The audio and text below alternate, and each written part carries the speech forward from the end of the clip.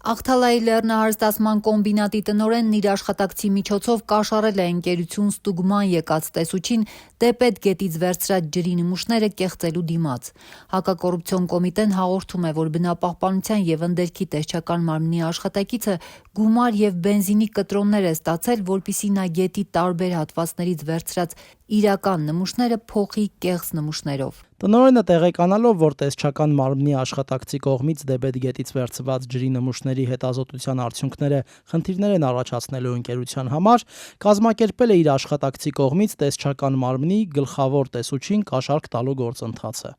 Մասնավորապես աշխատակցին հանձնարարել է պայմանավորվածություն ձեռք բերել տեսուչի հետ վերցված նմուշները կաշառքի դիմաց փոխելու վերաբերյալ։ Տեսչական մարմնի պաշտոնյան թափել է Դեպետ գետի տարբեր հատվածներից նախօրոք վերցված նմուշները և դրա փոխարեն ընկերության աշխատակցի մատնանշած վայրից վերցրել նոր նմուշներ։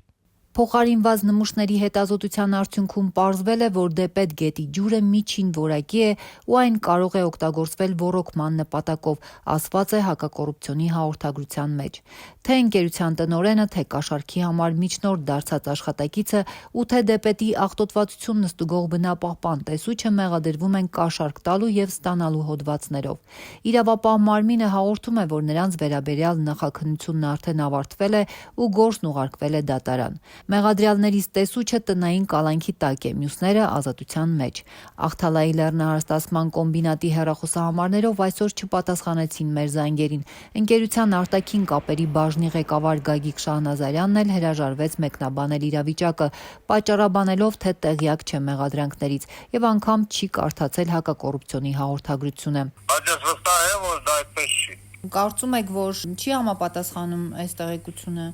Այո։ Ինչով եք համոզված, այսինքն ինչը ձեզ վստահություն չի ներշնչում, քննչական մարմինների նկատմամբ անվստահություն կա։ Չգիտեմ, չեմ կարող ասել, բայց ես վստահ եմ, որ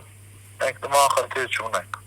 Բնապահպանության և ընդերքի տեսչական մարմնից ևս պարզաբանումներ չտվեցին, հղում արեցին իրավապահների հայտարարություններին, նշելով, որ այլ բան ավելացնել չեն կարող։ Բնապահպանները հաճախ են ահազանգում, որ Աղթալայի լեռնահարստացման կոմբինատն իր արտանետումներով պարբերաբար աղտոտում է Դեպետ գետը, բայց դրանք կամ անարձագանք են մնում, կամ էլ հանգուցալուծվում են փոքր չափի տուգանքներով։ Դեռ 6 տարի առաջ հանքից խոշոր արտահոսք էր եղել ու մոխրագույն զանգվածը հասել Աղթալայի դպրոցի տարածք, որտեղ օրեր շարունակ սուր հոտ էր տարածված, իսկ հարակից ծառերը տարօրինակ նյութով էին պատվել, բայց պետությունը սահմանափակվել էր 200,000 դրամ տուգանքով, իսկ քրեական վարույթից թեև արդեն 3 տարի է անցել, բայց իրավապահ մարմինները հայտնում են, թե փորձաքննություն է նշանակված ու գործը նախաքննությունից այն կողմ չի անցնում։ Բնապահպան Օլեգ Դուլգարյանը, որ բազմաթիվ տեսանյութեր է տարածել, ինչպես է գետի գույնը փոխվել հանքի ու ֆաբրիկայի արտանետումների հետևանքով, այսօր էլ հանդիպել էր հանքի Պոչամբարին կից բնակավայրերի բնակիչներին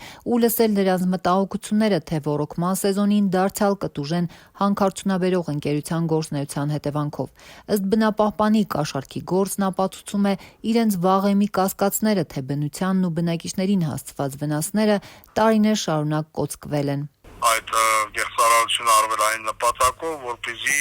ցույց տան, որ ոռոգման համար ենթակա է գետի ջուրը։ Այսինքն այստեղ ամբողջ խնդիրը այն է, որ պատասխանատվությունից խուսափեն, միայն իրենց շահերն են առաջ տալիս եւ ցավալի է, որ այստեղ մենք ունենք նաեւ պետական մարմինների համապատասխան տեսչական մարմինների ներկայացուցիչների անմիջական ներգրավվածություն տվյալ կոնկրետ դեպքով,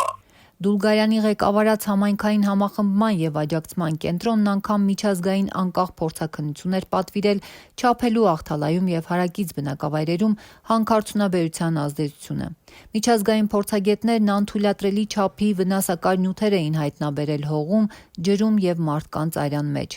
Անցած տարի դրա հիման վրա Աղթալայի ու հարակից գյուղերի մի քանի տասնյակ բնակիչներ դատի էին տվել Աղթալայի հանքարդյունաբերող ընկերությանը իրենց առողջական ու տնտեսական վնասներ պատճառելու համար։ Դատարանը դեռ քննում է գործը։